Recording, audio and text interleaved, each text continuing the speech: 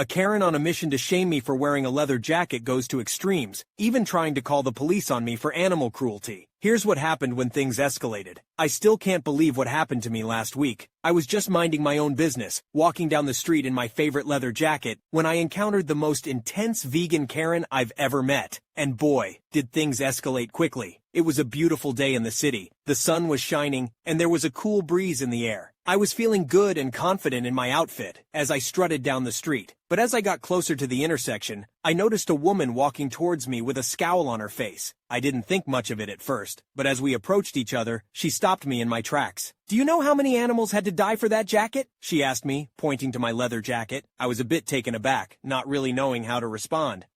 Yeah, I guess so," I replied, trying to keep things friendly. "Well, you should be ashamed of yourself," she spat, before walking away. I was a bit shaken up by the encounter, but I didn't let it get to me too much. I continued on my way, enjoying the beautiful day, and trying not to think about the angry woman who had just confronted me. But as I walked, I couldn't help but feel like someone was watching me. And sure enough, when I turned around, I saw the same woman from earlier standing in front of a storefront, staring right at me. "What are you doing?" I asked her, confused. "I'm taking a picture of you in that jacket," she replied. "I'm going to post it on social media and expose you for the animal killer you are." I rolled my eyes and kept walking, not wanting to engage with her any further. But as I continued down the street, I heard her talking on the phone. "Yes, I'd like to report a case of animal cruelty," she said. "There's a man walking down the street wearing a leather jacket." I couldn't believe it. Was she really calling the police on me for wearing a jacket? I stopped and turned around, trying to reason with her. "Listen, I'm not doing anything wrong," I said. "I'm not hurting any animals right now." "You're promoting animal cruelty just by wearing that jacket," she shot back. I started to get frustrated with her. Why was she so obsessed with my jacket? I tried to explain that I had bought it before I even thought about going vegan, and that I didn't know any better at the time, but she wasn't having any of it. As she continued to talk to the police, I knew I had to get out of there before they arrived. I started to walk away, but she followed me. "You're not going anywhere," she said. "The police will be here soon, and they'll take care of you." I started to panic. I didn't want to get in trouble for something so ridiculous. "Please, just leave me alone," I pleaded. "I'm not doing anything wrong." "You're wearing a leather jacket," she said. "That's wrong enough." And then, in a moment of sheer madness, she lunged at me and tried to rip my jacket off. I was shocked and outraged. How could she just destroy my property like that? "Hey, what the hell?" I shouted, trying to push her away. But she was surprisingly strong, and she managed to tear a hole in the jacket. I was livid. "You just destroyed my jacket," I yelled. "What the hell is wrong with you?" "You're the one who's wrong," she screamed back. "You're the one who's promoting animal cruelty." I couldn't believe what was happening. This woman had not only called the police on me for wearing a jacket, but she had also physically attacked me and destroyed my property. I could feel my blood boiling and my fists clenching, but I knew that getting violent would only make the situation worse. Just then, the police arrived on the scene, and the woman started to explain her side of the story. She ranted and raved about the cruelty of the fashion industry and how people who wear leather products are complicit in the mistreatment of animals. But before she could finish, I stepped forward and told my side of the story. "Look, I bought this jacket before I even thought about going vegan," I said. "I didn't know any better. But I've since learned about the cruelty in the fashion industry, and I've stopped buying leather products altogether. I'm trying to do better. Honestly, I was just saying whatever I could to get this Karen off my back. I hadn't actually stopped wearing leather entirely, but I knew that there was no reasoning with someone like her. She was so convinced that she was in the right, and I could tell that nothing I said would change her mind. The police listened to both of us, but it was clear that they didn't take the Karen's claims very seriously. "Ma'am, I'm going to need you to calm down," one of the officers said. "You can't just go around attacking people and destroying their property. And wearing a leather jacket isn't a crime." "But it's animal cruelty," she protested. The other officer spoke up. "Look, we understand that you're passionate about your beliefs, but that doesn't give you the right to act like this. If you have a problem with someone wearing leather, you can't just attack them. That's assault." The Karen huffed and puffed, but she eventually realized that she wasn't going to get her way. The police took down our information and told us that we could go. As I walked away, I couldn't help but feel a sense of relief wash over me. But as I was walking away, I heard the sound of footsteps approaching me from behind. I turned around to see the Karen running towards me, brandishing a spray bottle in her hand. "I'm not done with you yet," she shouted as she sprayed the contents of the bottle all over my jacket. "What the hell is in that?" I yelled, backing away. "It's just water and vinegar," she replied, smirking. "It's the perfect solution for getting rid of that leather smell." I was fuming. This woman had already destroyed my jacket, and now she was trying to ruin it even further. I couldn't believe the lengths that she was willing to go to just to push her beliefs on others. I couldn't believe what I had just witnessed. Karen had gone completely overboard and had caused a scene over something as trivial as a leather jacket. I wondered what kind of consequences she would face for her behavior. Would she be charged with assault? Would she be forced to pay for the damages she caused to my jacket? I didn't care enough to talk to the police again. As I got home, I decided to do some research on veganism and animal rights. I wanted to understand where Karen was coming from and why she felt so strongly about the issue. I spent hours reading articles and watching videos, trying to gain some perspective. But despite this realization, I still couldn't bring myself to become a vegan. The encounter with Karen had left a bad taste in my mouth, and it made me resentful towards the entire vegan community. I knew that this was unfair, and that not all vegans were like her, but I just couldn't shake the feeling of anger and frustration that I felt towards her. As for Karen, it's a little annoying she was just let off without a warning, but I couldn't help but think that her extreme actions had done more harm than good. Instead of engaging in a productive dialogue about animal rights and ethical consumption, she had resorted to violence and destruction, and in doing so, she had only pushed people further away from her cause.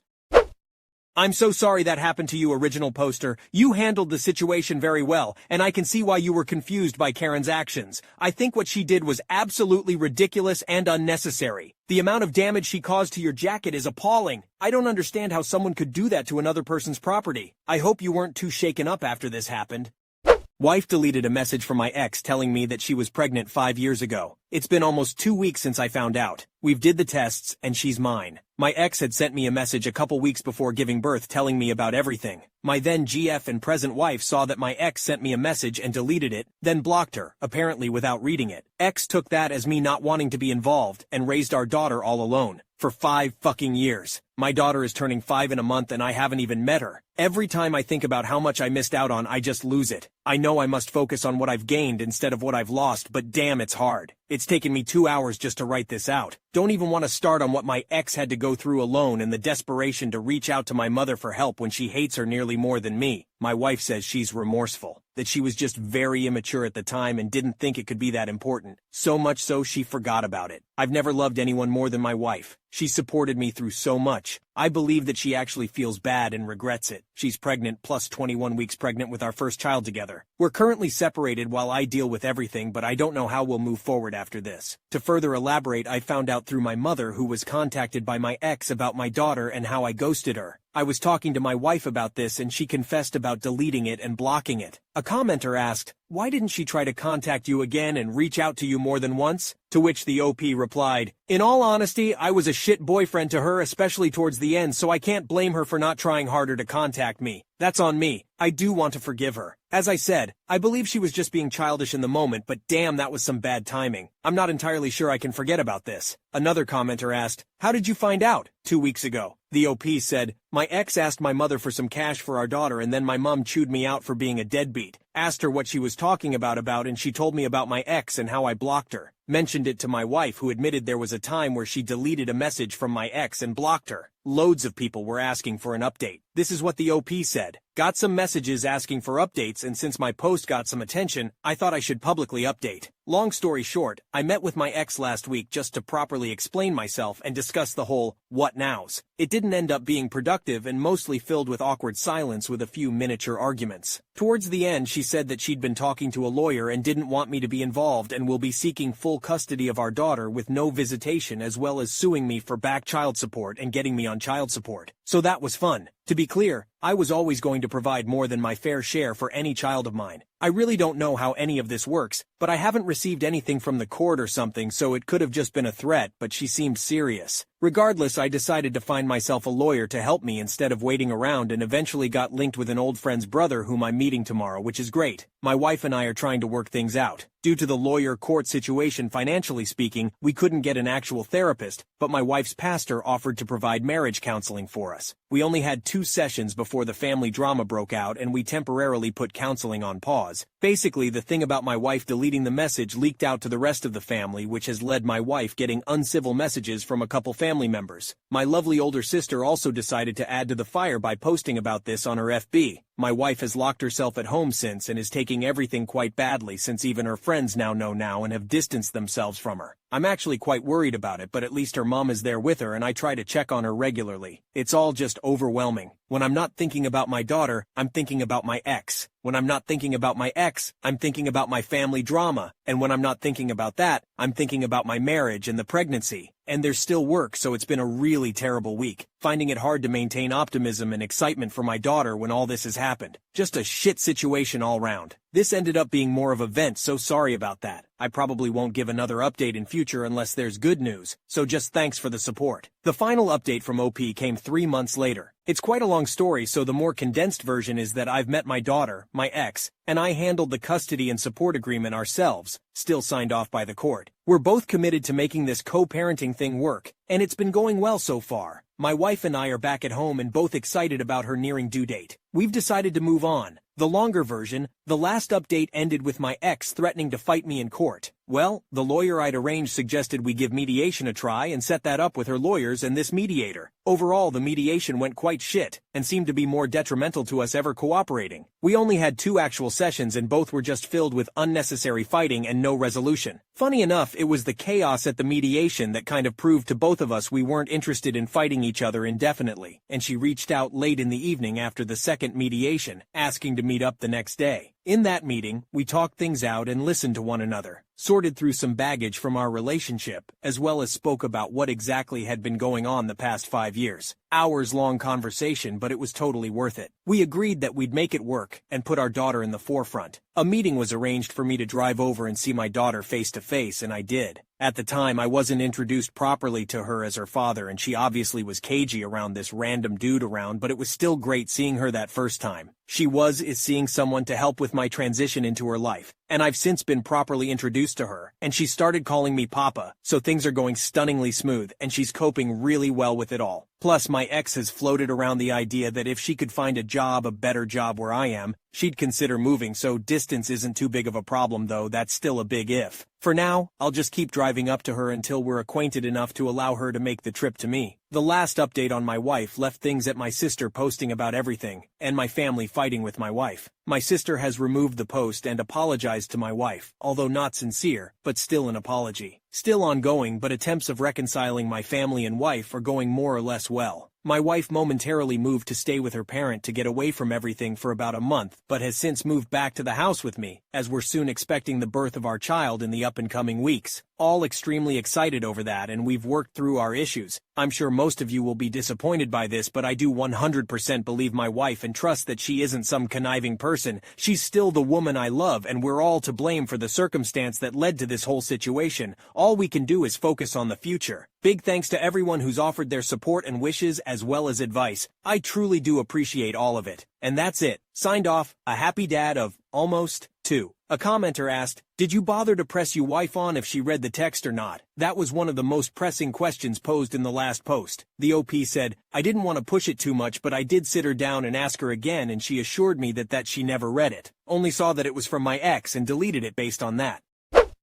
Wow, I could accept the wife's excuse of not reading the text before deleting it, but that's still not good. Deleting another person's messages is really fucked up. Not just deleting, but actually blocking that person, and never fessing up, even later. So messed up. It could be really important, like this one was. That's a pretty significant breach of trust, and I'm surprised the OP was able to get past it easily enough. Not surprised the rest of the family is pretty resistant. Imagine if it was, "I just tested positive for gonorrhea, and now the wife has it too." Like, there are very legitimate things an ex can contact you about that aren't romantic or sexually charged in the least. What do you guys think? Let me know in the comments. I'm going to leave my fiancé for my boyfriend 6 months ago. My F25 fiancé, M28, asked if I would be willing to have an open relationship. I agreed. Everything was okay until like 3 months ago when he asked if we could switch from open to poly. I agreed again. He started dating a girl from work, and I started dating a guy from my gym. Now this guy, M26, is so different than my fiancé. He takes me on dates every week. He brings me flowers and food at work. He texts me just to say hi. He's sweet and affectionate. My fiancé, however, we've been together for 4 years. He only gets me flowers for my birthday. He's never affectionate. His idea of a date is playing board games or watching The Witcher. They are very different in bed too. With my fiancé most of the time sex is a chore. He's fast and rough and then he goes to watch TV. My boyfriend, however, is very tender. He takes his time and he checks if I'm enjoying it. He cuddles with me after and brings me snacks. I was talking to my mom about this and she asked me which one makes me happier, and I guess it clicked. I like the way my boyfriend treats me while my fiancé is more of a roommate at this point. After my talk with my mom, I decided to talk to my fiancé as well. I just told him that I wish he would be more affectionate with me. He just shrugged and said he isn't into chick flick. So I guess I'm going to break up with my fiancé because I don't want to marry a man that never takes me out or buy me flowers or holds my hand. I want someone that shows their emotions. I don't know if me and my boyfriend are going to work out since it's still new, but at least now I know I have options. I grew up around men that were emotionally unavailable, and most women in my family constantly told that men aren't affectionate, so I guess I kinda believed it. My first 2 boyfriends were like this as well. They didn't like showing affection, and my fiancé is the 3rd guy I've been with. It feels good to know not all men are like my mom made me think they were. I'm on my way to have dinner with my fiancé, and I'm going to call of the engagement. Relevant comments. Did your boyfriend know about your fiancé? He knew from the start. The breakup is not actually because of the new guy, is because I don't feel loved and appreciated by my fiancé, and this won't change.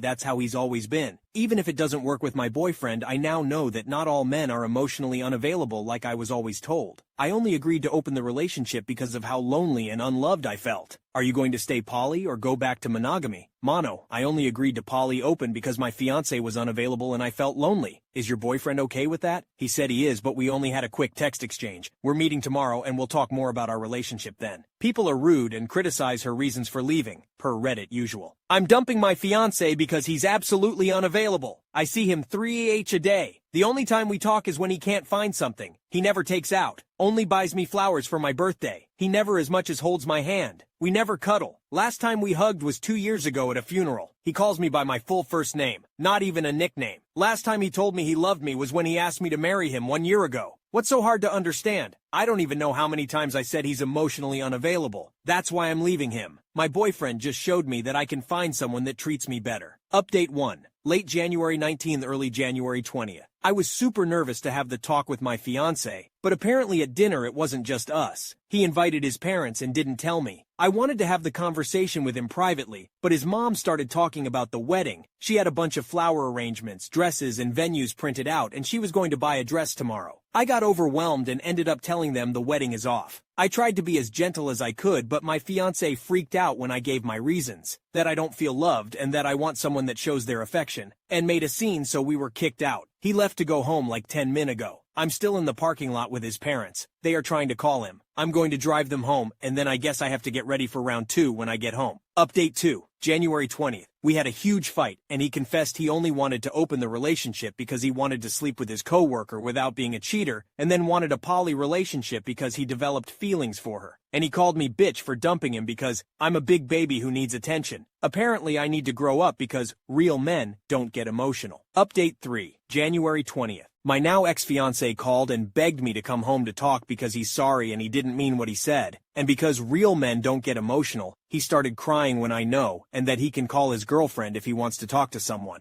Update 4. Later on January 20th, I talked with my BF and we're going to close the relationship. He was thinking about it for a while but was afraid to ask, so he was happy when I suggested it. My BF helped me move all my things out of the apartment I shared with my ex. This ex has called and texted me all night and I blocked him because honestly it kinda scared me. Ex's GF came to see me at work. She was worried I ended things because of her. We talked a bit and I assured her it wasn't because of her. We also talked about my ex and his lack of showing emotions, and she now reconsidering their relationship because she also wants someone to show their love, and she was thinking he didn't because it was still new and she thought in time he'll get more comfortable, but after we talked she wasn't so sure anymore. A lot of people keep saying my BF will turn into my ex. Why? Why do you think that? Do you have magical powers to see the future? And if he does, so what? I should stay in a relationship where I don't feel loved just BC my next relationship will not work? Like I said in my post and in the comments. Even if it doesn't work, at least now, I know I have options. I also had a few people asking if my ex was always like this or if he changed. He was always like this.